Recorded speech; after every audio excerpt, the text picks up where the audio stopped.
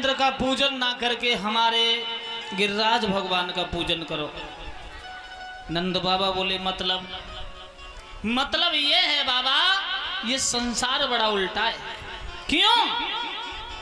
बोले हे नंद बाबा से भगवान कन्हैया, अरे बेढंगी दुनिया भुलैयन में भुलानी है, बेढंगी दुनिया।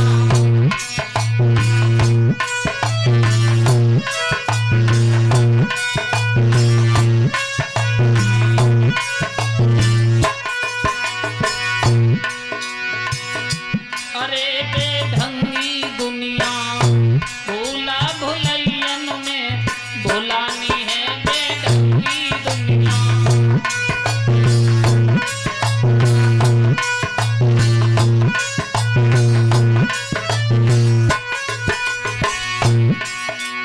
जवाब दिया नंद बाबा, सुनो। दुखिया मैया पानी मांगे लेकिन डंडा दिखावे। जिंदे पर माँ बाप पानी मांगते हैं तो कोई पानी नहीं देता, और जब मर जाते हैं ना तो मरने के बाद गंगा जी पे जाते हैं कुआरा के महीना में। पूछो कहाँ जा रहे हो? बोले अम्मी बापू को पानी पिलाना। बाबा मरने के बाद कोई पानी पीने आता है क्या? मरघटी और मसाना पे बेही चंदन फूल चढ़ाते हैं, बेढंगी दुनिया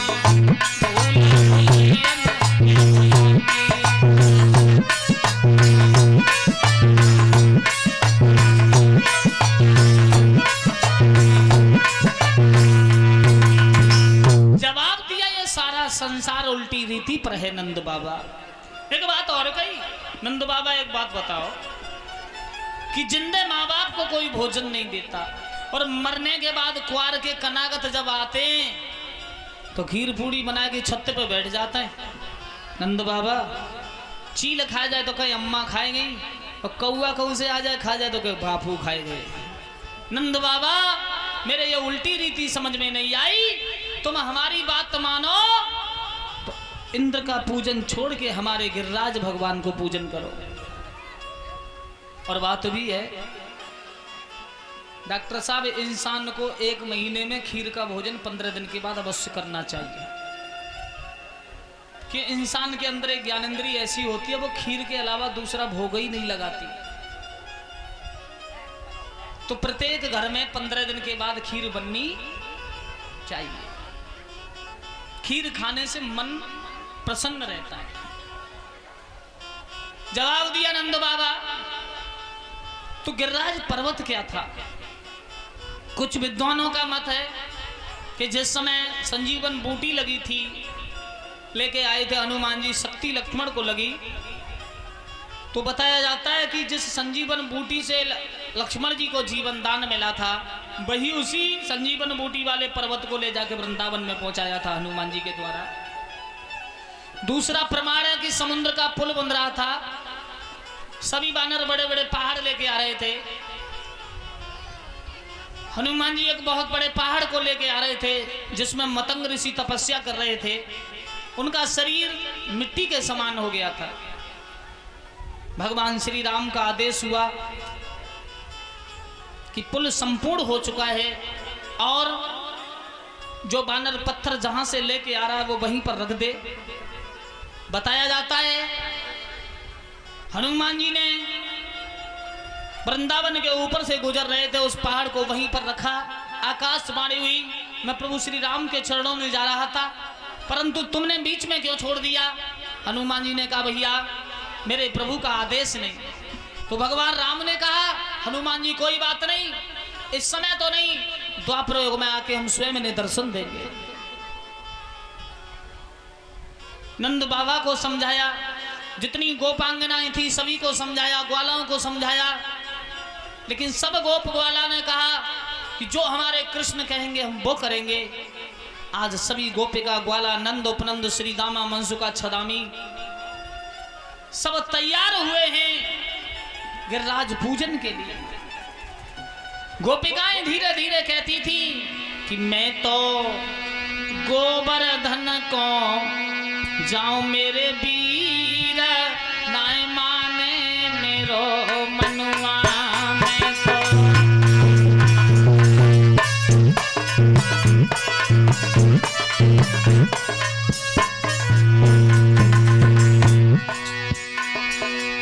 मैं तो गोवर्धन को जाऊं मेरे वीर नाय माने मेरो मनुआ मैं तो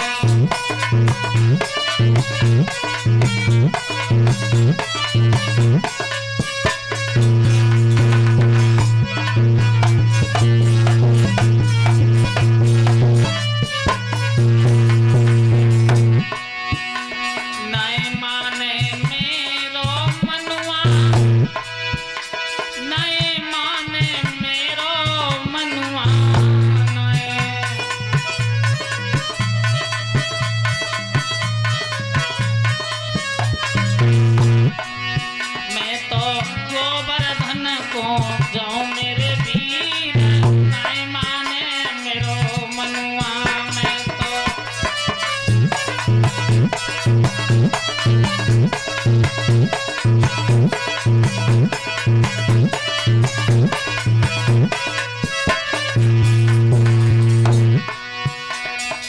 सात शेर की करूं मैं करैया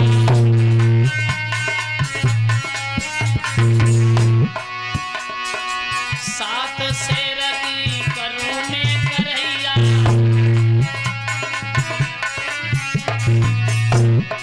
अरे मैं तो हलवा पूरी बनाऊं रस खीर नाय माने मेरो मनुआ मैं तो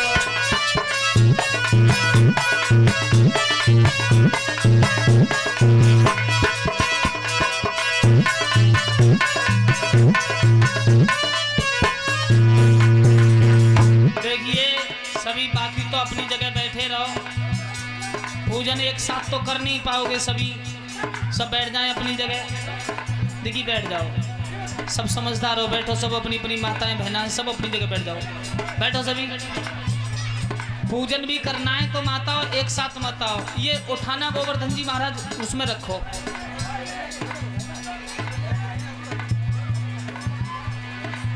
पहले एक पति परीक्षित महाराज करेंगे उसके बाद पूजन होगा जल्दी मत करो एक पति महाराज बीच हम यहाँ रख लो अंदर यज्ञशाला में हाँ पान को नीचे कर दो पहले बैठ जाओ सब अपनी अपनी जगह जो भी प्रसाद लेके आई हैं सब अपना अपना प्रसाद लेके अपनी अपनी जगह बैठ जाओ सब बैठो सब अरे मैं तो गोवर्धन को जाओ मेरे वीर नाय माने मेरो मनुआ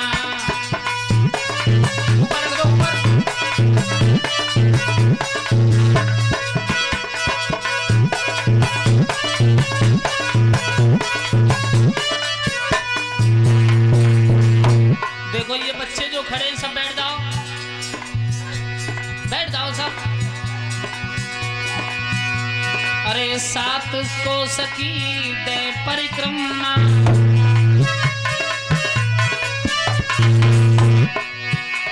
अरे सात को सकी दे परिक्रमा रुक जाओ डॉक्टर साहब भाई अरे मैं तो पंडन नोटी जिमाऊं मेरे वीर नाय माने मेरो मनुआ मैं तो